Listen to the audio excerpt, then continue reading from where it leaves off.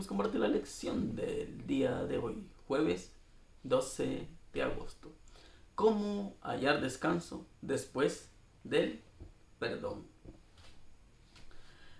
La familia de José finalmente llega a Egipto. No hay más secretos oscuros en la familia. Sus hermanos debieron de haber admitido que vendieron a José cuando les explicaron a su padre que el hijo que él pensaba que había muerto ahora era primer ministro de Egipto. Si bien quizá no siempre sea posible o prudente restablecer las relaciones, esto no significa que no podamos perdonar.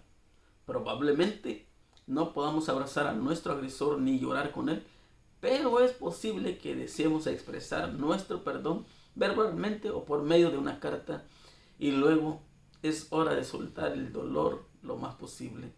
Quizás siempre quede algo de dolor, pero al menos podremos avanzar en nuestra recuperación. Vamos a leer Génesis capítulo 50, versículo 15 hasta el versículo 21. Viendo los hermanos de José que su padre era muerto, dijeron, quizá nos aborrecerá José y nos dará el pago de todo el mal que le hicimos. Y enviaron a decir a José, tu padre mandó antes de su muerte diciendo, así diréis a José, te ruego que perdones ahora la maldad de tus hermanos y su pecado, porque mal te trataron. Por tanto, ahora te rogamos que perdones la maldad de los siervos del Dios de tu padre. Y José lloró mientras hablaban. Vinieron también sus hermanos y se postraron delante de él y dijeron, henos aquí por siervos tuyos.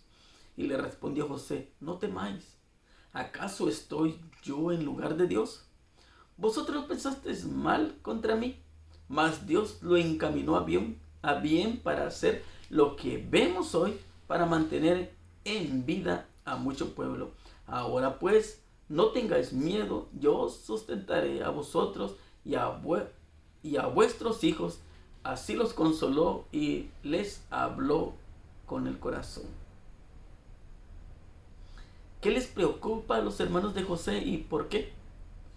¿Qué dice este temor acerca de ellos mismos?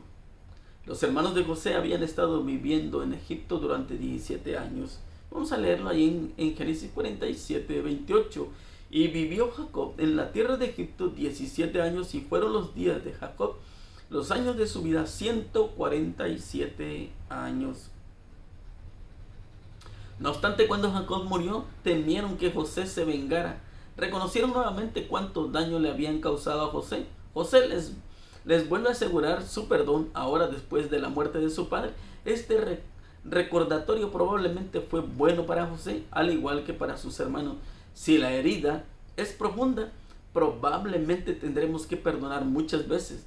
Cuando sobrevengan a nuestra mente recuerdos del agravio, tendremos que acudir a Dios inmediatamente en oración y tomar la decisión de volver a perdonar. En Génesis 50:20 dice, vosotros pensasteis mal contra mí, mas Dios lo encaminó a bien para hacer lo que vemos hoy, para mantener en vida a mucho pueblo.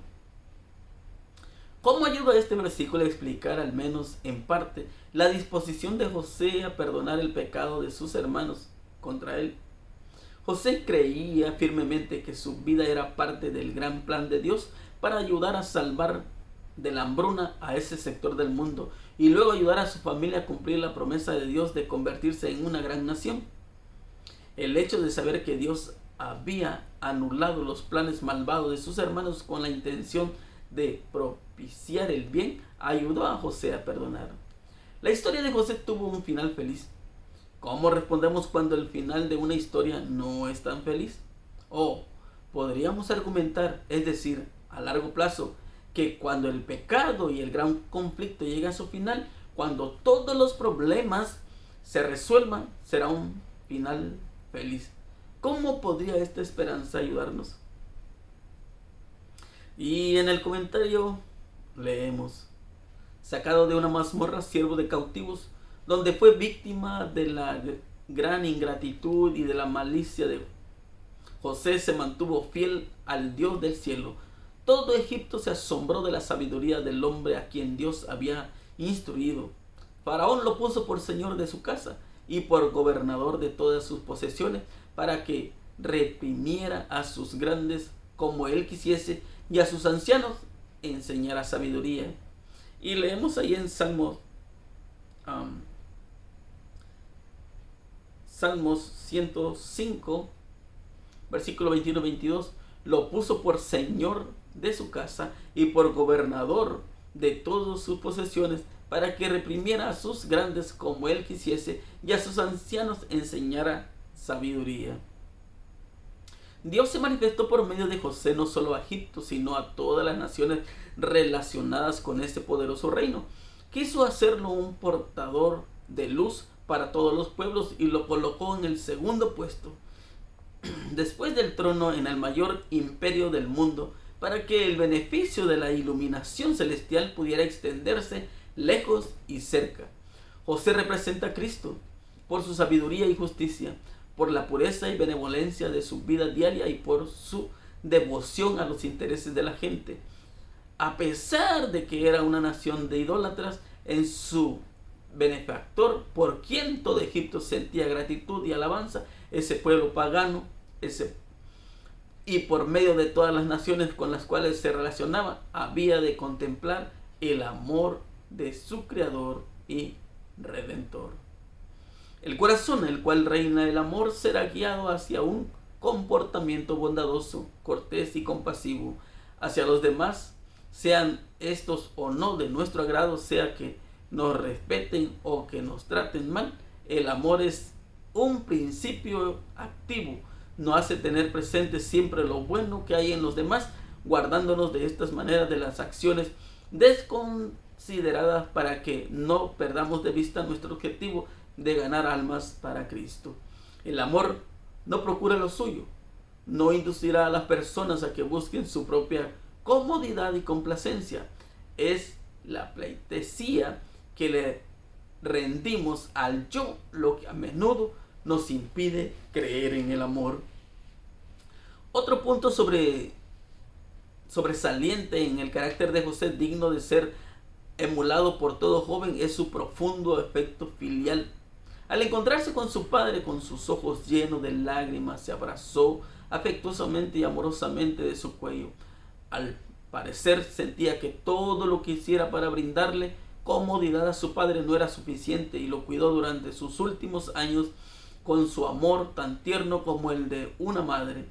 No escatimó esfuerzo alguno para mostrarle respeto y amor en toda ocasión. José es un ejemplo de lo que debe ser un hijo. Si nos llegamos a Dios sintiéndonos desamparados y necesitados, como realmente somos, y con fe humilde y confiada, presentamos nuestras necesidades a aquel cuyo conocimiento es infinito y que ve toda la creación y todo lo gobierna por su voluntad y palabra.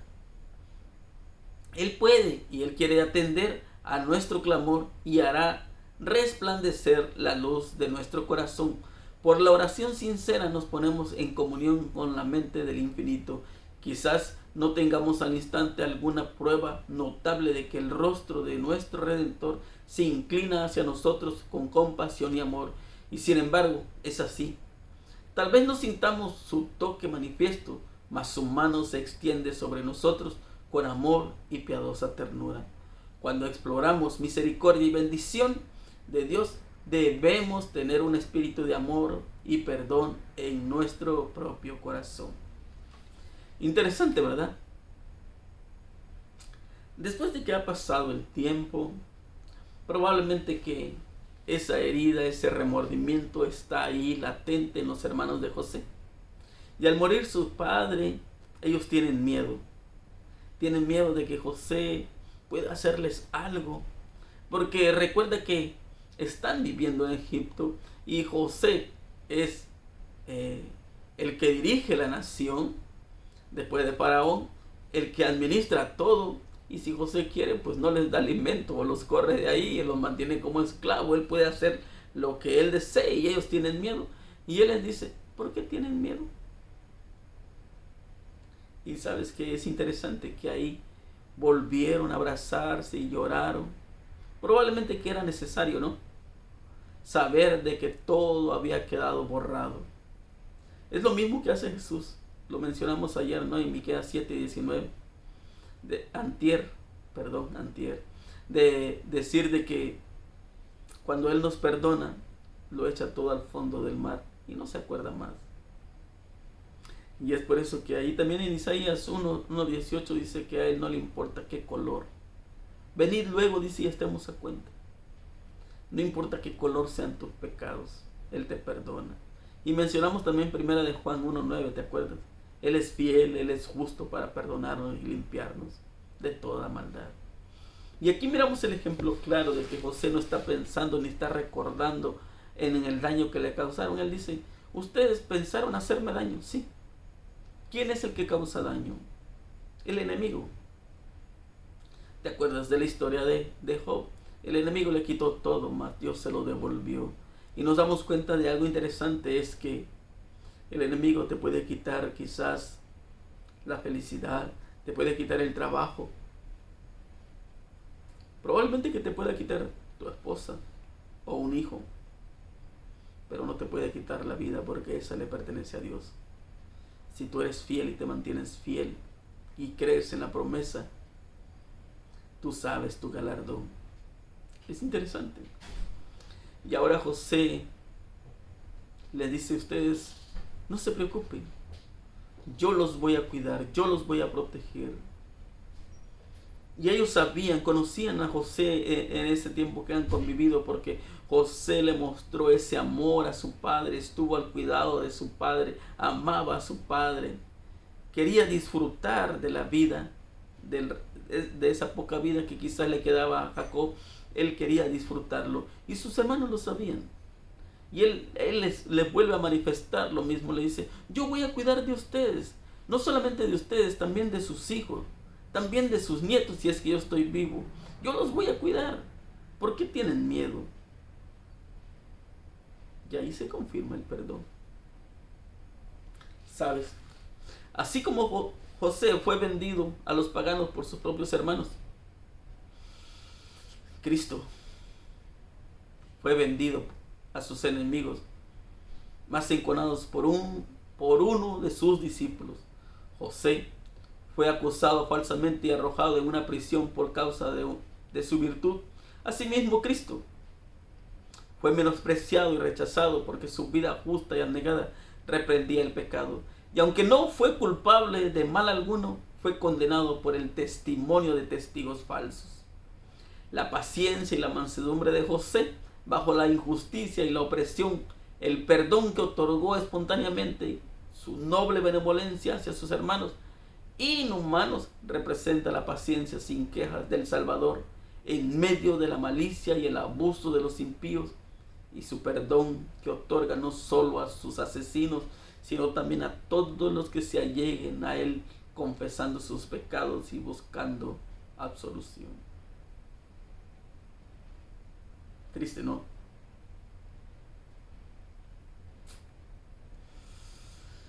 Nada puede justificar un espíritu no perdonador. Quien no es misericordioso hacia otro muestra que él mismo no participa de la gracia perdonadora de Dios. En el perdón de Dios, el corazón del que hierra se acerca al gran corazón del amor infinito. La corriente de compasión divina fluye al alma del pecador y de él hacia las almas de los demás. La ternura y la misericordia de Cristo ha revelado en su propia vida preciosa, se verán en quienes lleguen a ser participantes de su gracia. Sí, probablemente que a veces no nos damos cuenta, pero con nuestros actos crucificamos a Jesús, con nuestros actos rechazamos a Jesús, con nuestras acciones vendemos a Jesús. No solo Judas.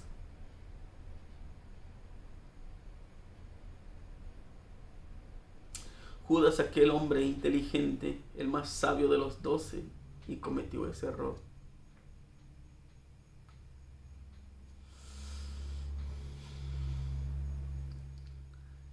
Por eso Jesús no llamó a los sabios, sino a los entendidos, a los que quisieran esa gracia, a los que estuvieran dispuestos a aceptar ese amor, a los que estuvieran dispuestos a aceptar ese perdón inmerecido.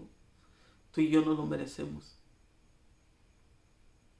Tú y yo fallamos, hemos fallado y seguimos fallando. Y aún así Él nos perdona. José sufrió mucho a causa de sus hermanos. Jesús sufrió mucho a causa de nuestros pecados. Él cargó esa culpa que no debía cargar. Él murió en esa cruz donde tú y yo debíamos estar, porque la paga del pecado es la muerte. Mas sin embargo, Él estuvo dispuesto a hacerlo por amor a ti y por amor a mí. Dime tú si es que no vale la pena seguir a Jesús cuando Él lo ha hecho todo. Sabes, a veces cuando llegamos a la encrucijada de tomar decisiones, a veces nos quedamos pensando, yo no sé tú, pero me quedo pensando de que allá atrás fue difícil, mucho dolor, mucha tristeza.